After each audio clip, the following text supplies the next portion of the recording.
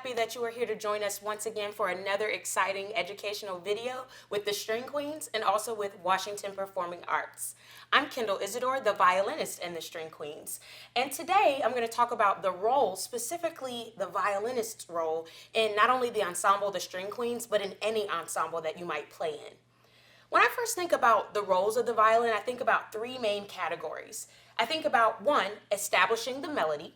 I think about two, a less common and a less talked about role for the violin, which is this concept of comping or complementing the other instrumentalists in our ensemble. And then the third concept that I think of in terms of the role of the violin is using voicing and using the range of tones and notes and pitches all over the violin to really tell the story and give any song the direction that it really deserves. I'm going to break each of these three concepts down using one of my favorite arrangements that the String Queens plays, our Spirituals Medley. It's one of my favorites. So first, let's talk about the melody. When the Spirituals Medley first opens, we start with "We Shall Overcome." So when I think about what is the medley of that, or the melody of that, I might sing like, "We shall overcome." That's usually the part that we all connect with, that we remember. Even when we think about the story of this actual spiritual about civil rights, that is the song or the part of the song that really punches through. And so now I'm actually going to ask Dawn, our violist, to help support the melody. So you'll hear me playing that lead line that I just sang, and then Dawn is going to come in and add some texture. It's cool to have a melody stand alone, but it's always more exciting when you have some harmony that goes along with it. So Dawn, we're going to play now.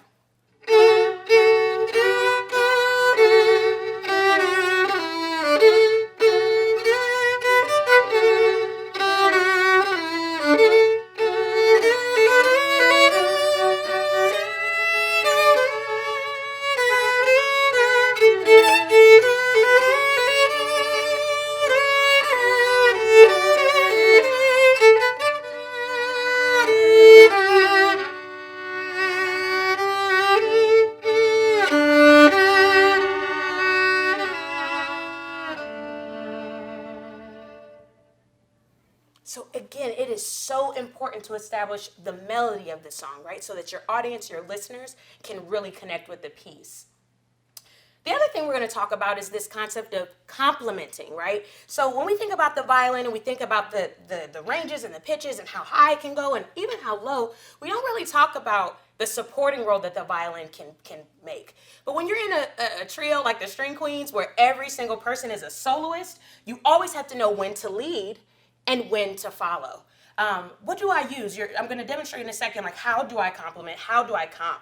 But what are those devices, those actual meaty things that I'm doing that make the difference in between a leading line and a comping line? We're going to demonstrate this by using the second song in the Spirituals Medley, which is called "Wade in the Water." You hear that Dawn will take the melody, right? And I will be complimenting her. Listen to exactly what sounds or what styles or what rhythms I use to achieve the role of comping.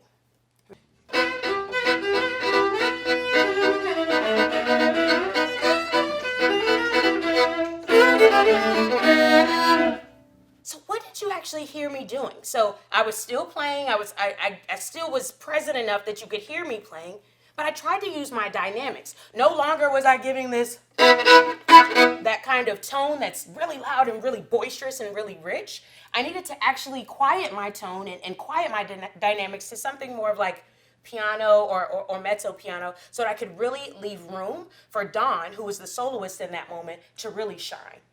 So that's comping and complementing. You also probably noticed that I was using double stops. I know it's one of our favorite things to use because it's only three of us, and we really try to create a dynamic orchestral sound. And so a lot of times all three of us need to add double stops and other little sounds and taps and things just to fill up the entire musical space. So that's just a little bit about complementing, or comping as we like to say.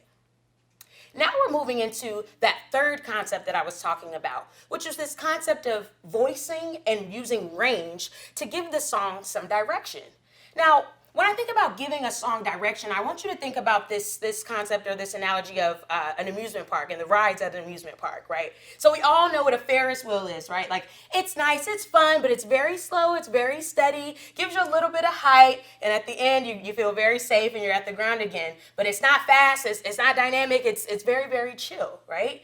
But when I think of something like a roller coaster, right? It starts off, it eases in, kind of like the intro of a song, eases you in, and then you may hit a hill where you're up here now, and then you start hitting the tips, or the turns and the dips and upside down, all those things that make a roller coaster really, really exciting. And then what happens at the end of that roller coaster ride? You're back down, very calm, very tranquil, and then it's time to get off of the ride. That is how every musical song should be developed. Every single song that you play, whether it's a nursery rhyme or a movement from Vivaldi's Four Seasons, every single song should have some kind of direction. At the last song, or in the last song, Lift Every Voice and Sing, which is our final song in that medley, you listen to how I use range and where on my instrument I played the melody at the beginning of the piece compared to at the end. So here's Lift Every Voice and Sing. You'll notice that I start on my D string, which is sort of one of my mid-range strings. And then by the end of the piece, I'm now into the E string and I'm in the stratosphere and giving you those really high-pitched ranges that really give us the resolution that we want at the end of a piece. So listen to the beginning of Lift Every Voice and Sing.